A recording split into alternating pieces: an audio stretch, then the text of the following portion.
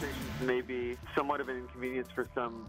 We would say the larger inconvenience in our society is the foreclosure of our homes, the lack of health care, and all of these things which are seriously eroding our society. That's what Dave Osborne, spokesperson for Occupy Portland, told us about today's march and rally downtown when we asked him what he would say to those whose lives would be disrupted by it. Good morning. Paul Lindman, the morning update for a Wednesday. Let's bring in Sergeant Pete Simpson from the Portland Police Bureau, Public Information Officer. They have not applied for a parade permit or a march permit, as you know, Sergeant. So what's the expectation? What exactly are you expecting today out of this group? Well, it's hard to know what to expect with the lack of communication from the Occupy Portland group. We do know from our past experiences that when there's been no communication and there's been no permit filed, that oftentimes the march starts out maybe on the sidewalk, but then gets into the streets. And then, with this particular march, they're talking very openly about direct action, disruption, and, affecting businesses and things like that. So I think it's fair to say we expect that some things will happen along the way.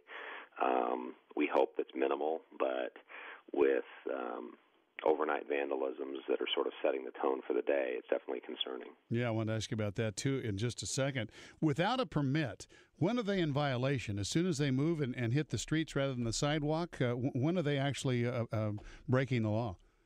Yeah, when the crowd steps off the sidewalk or violates any traffic law, whether it's jaywalking or going into the street, they technically are in violation of the law.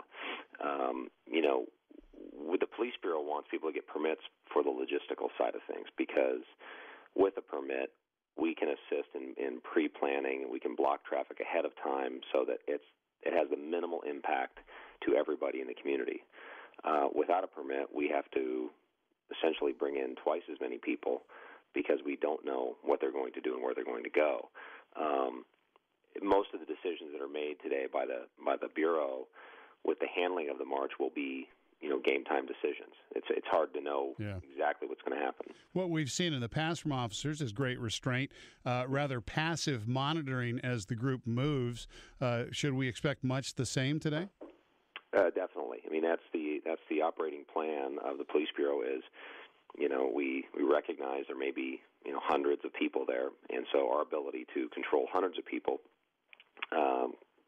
requires great restraint for things to go smooth. So I think what you'll see is officers on bike, officers on foot. We'll have officers on horseback available if needed, and if the crowd dictates, if their actions dictate a larger response, that's what we will do. Our perfect world is minimal officer response, no property damage, and minor inconvenience, and everybody goes home. Their release indicates they'll visit some of the over 15 social justice, environmental, anti-capitalist groups, I'm reading right from it, and will take nonviolent direct actions against corporations involved with the American Legislative Exchange Council.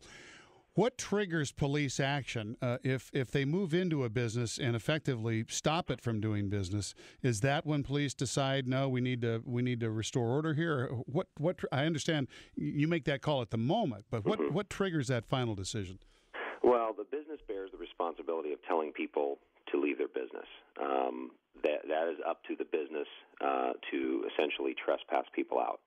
Once that's happened, we can go in and urge them again to leave, or we can make arrests for trespassing.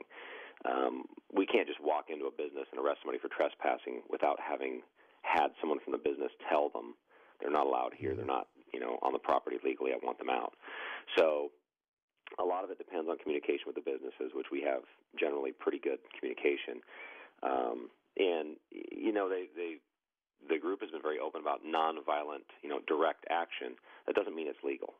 You can't go into a bank and handcuff yourself to a pole and remain there when a business tells you to leave. You can't walk into a Starbucks and remain there when the business tells you to leave. And so it may sound all well and good to be nonviolent direct action, but it doesn't mean it's legal. And these businesses, have a right to exclude people. And we're in the unfortunate position sometimes of being the ones that have to do that to that work. Pete, our time is almost up. Quick word on what your expectation is as far as damage is concerned today, given what happened last night to the banks and Starbucks. It was a different group, but would you be surprised to find the same thing happening today?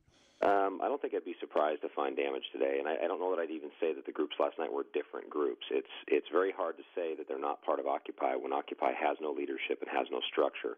It may be part of Occupy that some don't want to acknowledge, but the fact is when you have a movement saying we're going to violate the law, we're not going to get a permit, we're going to go attack and shut down corporations, and you have a group going out last night breaking windows and shutting down corporations, I think you have to say it's all part and parcel of the same organization. Portland Police Sergeant Pete Simpson. Pete, thank you very much.